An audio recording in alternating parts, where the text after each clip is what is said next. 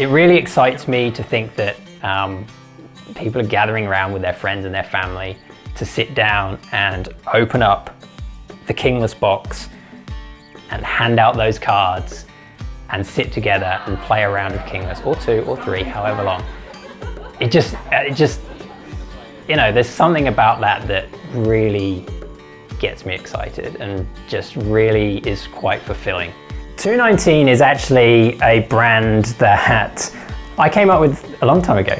So several years ago, I had this idea that I wanted to form a company, a creative agency, but I didn't quite know where to take this idea and kind of just parked it for a while until Alex and I sort of had this conversation, and you know, we started talking about this game. And I've always wanted to build something like Kingless. I'm very passionate about technology and digital media and where we're going with apps these days.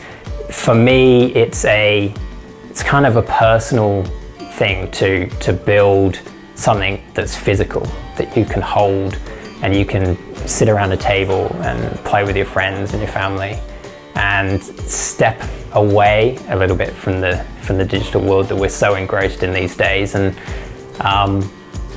just enjoy the tactile feel of the cards.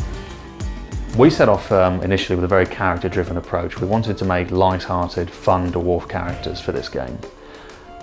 From there, we started working out with a name for each of the dwarves and just an overarching theme. You know, Egrunt Hard Feaster, he loves to eat. Clem Poncewell, he's a bit of a ponce. You know, lots of rings, jewellery, great big fur coat. And so with that personality behind them, we set out to make mechanics which would somewhat fulfill their narrative role within the little environment we created called the Hammer and Crown Inn.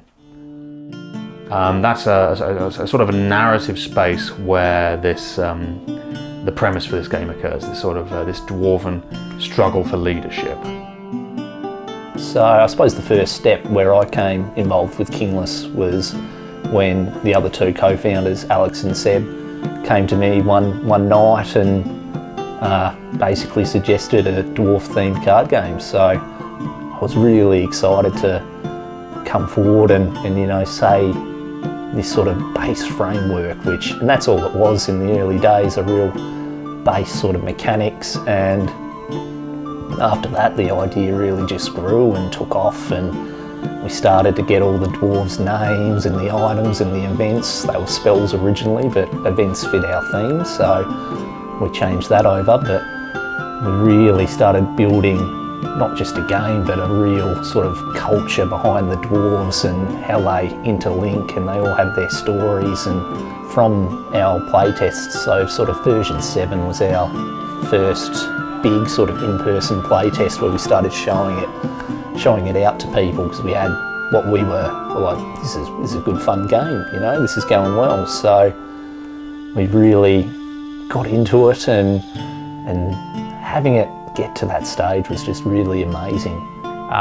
We knew quite early on that we wanted to go to Kickstarter. We wanted to not go in with nothing. We wanted to have not just the mechanics and the gameplay finished, but also the artwork. We effectively wanted to take a complete game that people could play then and there, and a game that we have tested ourselves and we enjoy playing ourselves.